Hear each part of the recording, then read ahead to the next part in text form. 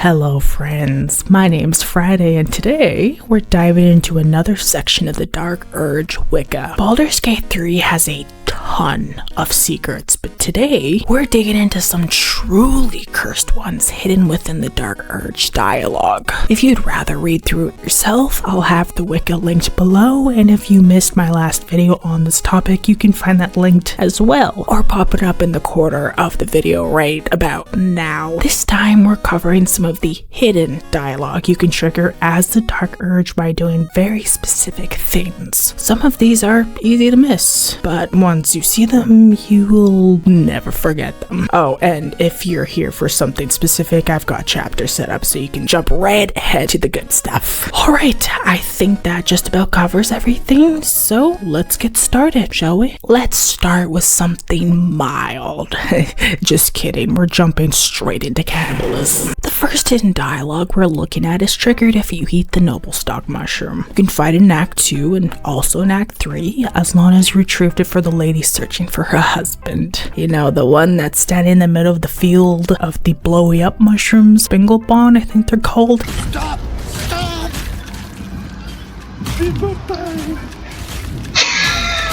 Yeah, that guy. If you're not sure where to find it, the mushroom and the guy, 𝔬𝔥𝔢𝔬𝔤𝔢, hopefully I pronounced that right, has a great video on it, which I've linked below. I'll be borrowing a small section from their footage to show you where to grab the Noblestalk and blow up the guy because it's really funny to watch. Basically come up to the front of the area here to automatically trigger a cutscene where you talk to him and it says he lost his backpack unfortunately exploring this area. That backpack, as you can see, is right here, and what you want to do, guys, is cast your mage hand here, and you want to take full control of it. You have to be a little quick here because the mage hand does expire, and immediately what you want to do is go to the backpack, throw it right there where he can pick it up, have access to it. And what you want to do quickly is also hit throw on the torch. That's the most important part, guys, and throw it in the corner here, right out of the way, right in this area. And now you should be fine to walk to pick up the Noblestalk. If you're wondering where the Noblestalk flower is located, it is right on the right side here, guys, in the same area. What you want to do is quickly walk through, guys. Even though the spores are going to erupt, you should be fine with the character that's resistant to poison. 𝔬𝔏 is taking damage, but I should be okay. And now you want to pick up the flower and just haul ass out of here before I get poisoned. Now that you know where to get the mushroom, let's dive balls first into what this hidden dialogue actually is. Technically, there's two memories you can trigger. The first one happens before your creepy butler, 𝔴𝔦𝔨𝔦, makes his grand entrance after you kill 𝖭𝔓𝖊𝖉𝖘. Oh, and before we get into it, just a quick heads up, I'll be showing you every dialogue option because, well, they're disturbingly insightful. As you snaffle the pungent mushroom, a lone memory unfolds in your rancid cortex. A babe, brained by your hand. Boo-hoo-hoo. Better to die than live on an earth walked by you. Each of your deaths is a mercy. The fore or hind quarter will make a reasonable dish, and seasoned with a little pepper or salt will be very good boiled on the fourth day, especially in winter. So yeah, turns out that was not just your regular mushroom trip. That was a congratulations you ate a baby trip. They're just one messed up individual, man. Anyway, the second memory happens after 𝔴𝔦𝔨 shows his ugly little mug in camp. You choke down the acrid mushroom. A memory embraces your unlovable carcass. You see a grand collection. Shelves of jarred, floating, pickled organs neatly labeled. Taxidermied beasts and men, elegantly displayed from your killings.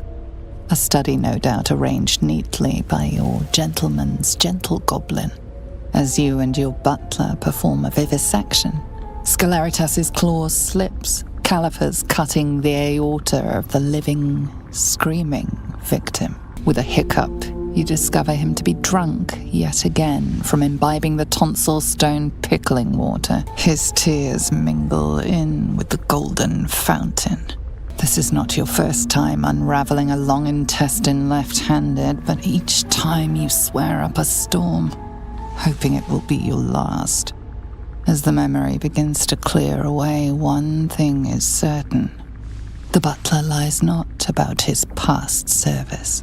Another day, another deeply disturbing dark urge fact learned. At least this one wasn't as bad as, eating baby brains. That's a whole different level of fucked up. Honestly, at this point, I'm scared to ask what else is lurking in the dirge's repressed memories. But for the sake of science, let's find out. Next up in the house of horrors that is Dirge's brain, we have a spell that requires a little patience. You'll need to wait until level 7 to access this one. What is this spell? Heal. Any level 11 druid or cleric can cast it. But much like the Noblestalk mushroom, this spell has 2 different outcomes depending on when you use it. The first memory triggers before confronting Paul or after you accept his gift. Alright, let's see what childhood traumas lurk in the shadows this time.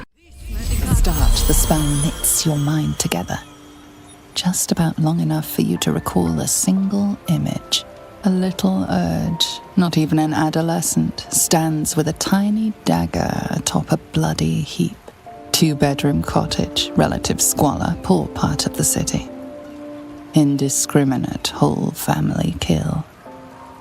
Baby's first murder spree. Words creep from the darkness.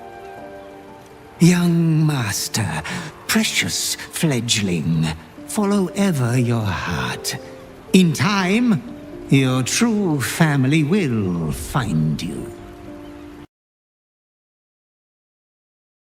Ah yes, baby's first kill. Turns out, Dirge's first taste of murder was slaughtering their foster parents. Isn't that sweet? Moving on, because that's definitely something we all need to emotionally process later. The next memory happens after you reject Ball's offer and tell him exactly where he can shove his gift.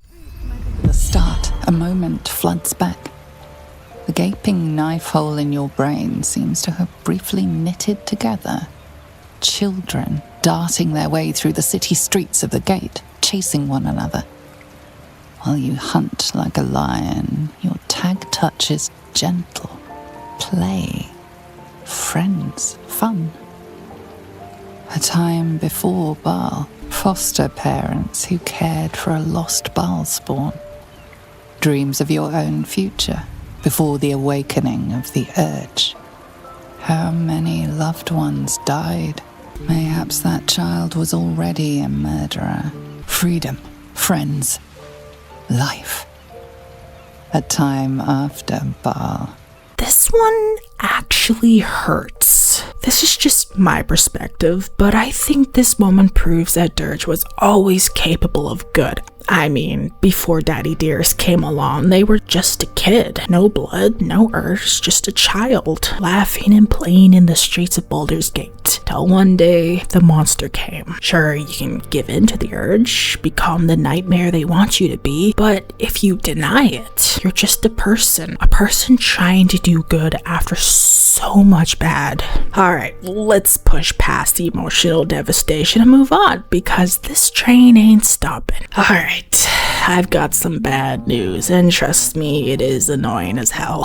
I tried everything, and I mean everything, and yet I still couldn't get this next memory to trigger. According to the Wicca, you can confront the oathbreaker knight and ask if this is really your first time breaking your oath, and he reveals that it's not. By the way, if you didn't know how to get the oathbreaker knight, it's pretty simple. You need to become a paladin and, well, break your oath. It's literally in the guide's name. For me, my oath broke after I killed 𝔬𝔏𝔄𝔄. I had chosen the Oath of Ancients, which, by the way, is the most annoying oath to maintain. Spasm grips your chest. Your strength falters. An emptiness grows within you, Paladin. Something has been lost. I've broken your oath, Paladin. At the close of day, I will be waiting for you. We have much to discuss. You can get your oath back, of course, and the Oathbreaker Knight will still hang out in your camp. But once you reach Baldur's Gate and learn about your true self, you're supposed to be able to confront him. This is the scene I'm talking about, by the way.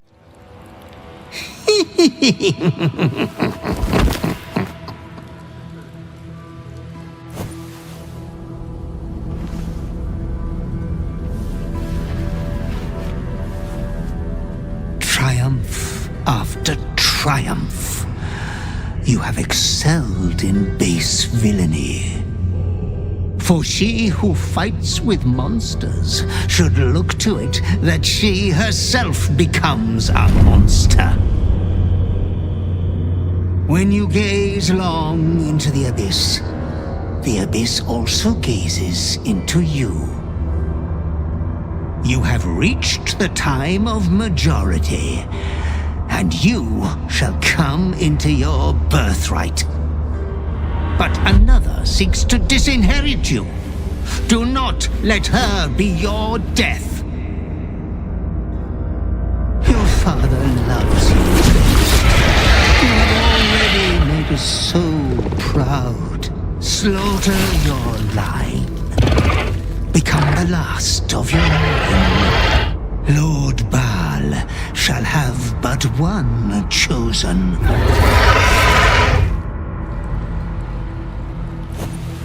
Memories flood back, snatches of your story written in the blood of 1,000 victims. Years spent in worship of Baal, leading his savage congregation in prayer, sacrifice, and slaughter. You were their master, and he was yours. A cruel master, a dread lord, a devoted father. All is greater than you could have dreamed. You are a spawn of Baal, his heir, his scion. You are not the last of your name. Not yet. There is another. The abomination wrapped in flesh you saw in the colony. Orin, dear sister, must die by your hand, an offering in Baal's sanctum. Your heart pines for the love of your Lord. Today is a wonderful day for murder. After this, you should be able to question him. The problem is, no matter what I did, I never got the option. I tried different timing, different dialogue choices, even rejecting Baal himself. But no matter what I did, the scene just would not trigger. I swear, this dialogue is so hidden, he might as well be locked in a vault guarded by Baal himself. And that raises some very interesting questions. If he knew who you were, why did he act like this was your first time breaking your oath? Did Baal force him to fake it? Did Withers tell him to shut up until the truth came out? Like, why did he fake it? What did he gain by it? Did someone tell him? Did he just choose to do that himself? How did he know you didn't remember? Just so many questions. Well, I don't know. That's where we're at. More questions than answers. But if I do crack the code to unlock this dialogue, you bet your sweet ass there will be a follow-up. But until then, the mystery remains. I had an outro that I spoke myself, but to be perfectly honest, it was hot garbage. So I'll be using text-to-speech to do my outro. Don't worry, it won't be long. Anyway, that's all I have for you today. I hope you enjoyed the video. Feel free to like, comment, and subscribe. I mean, if you want to. I also want to give a massive shout out to my good buddy Lex. As per usual, Lex was a massive help with my script. It's honestly such a blast to collab with them. Anyway, that's it from me. Thanks again for watching, and see you next Friday. It's Friday. Gotta get down on Friday. Everybody's looking forward to the weekend Friday. Getting down on Friday. Everybody's looking forward to the weekend. Partying, yeah. Partying.